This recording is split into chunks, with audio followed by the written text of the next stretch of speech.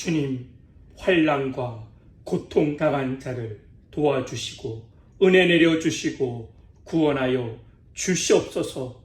주님을 찾고 있사오니 만나 주시고 회복시켜 주시옵소서. 오늘 하나님의 말씀은 누가복음 19장 11절 말씀입니다.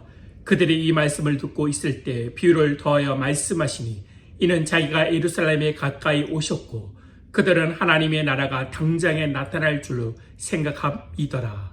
아멘. 시골 주변에 함께 사역하는 시골 목사님들이 있습니다. 어떤 목사님은 아침형 목사로서 모든 것을 새벽에 하는 것입니다.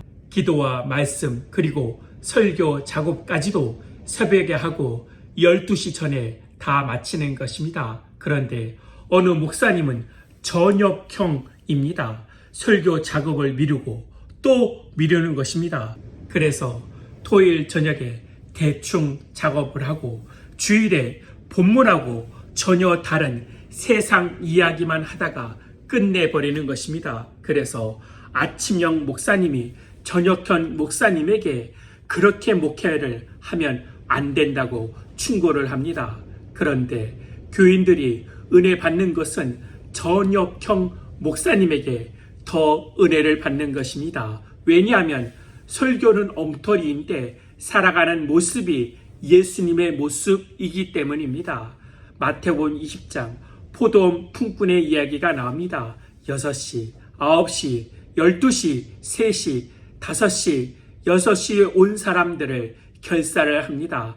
아침부터 온 사람은 6시부터 일한 것입니다. 그 일찍 온 사람부터 품삯을 주면 가버릴 것인데 그런데 제일 늦게 온 저녁 5시부터 일한 사람에게 먼저 품삯을 주는 것입니다. 그것은 한 데나리온을 준 것입니다. 그럼 아침에 온 사람은 기대 않을 거 아닙니까? 나는 더 주겠지 했는데 똑같이 한 데나리온을 주는 것입니다. 그래서 분노하는 것입니다.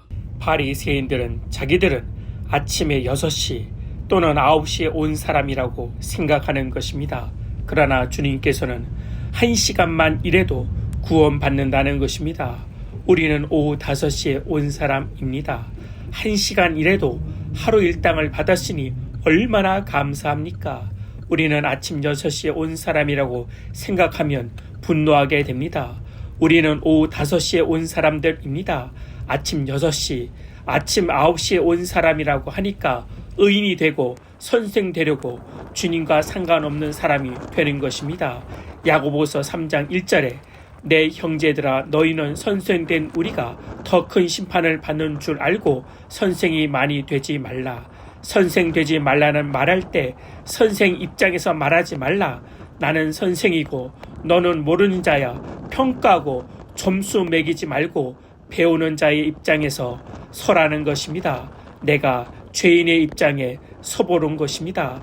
나는 아침에 온 사람이라고 생각하여 비교하게 되고 말이 많아지게 되는 것입니다.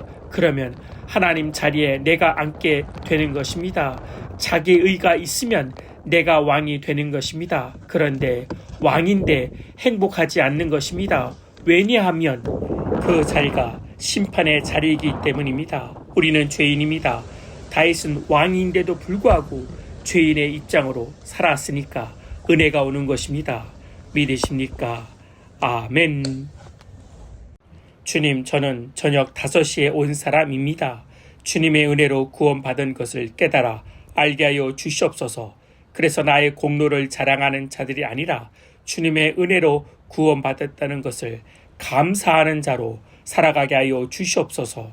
주 예수 그리스도 이름으로 기도하옵나이다. 아멘.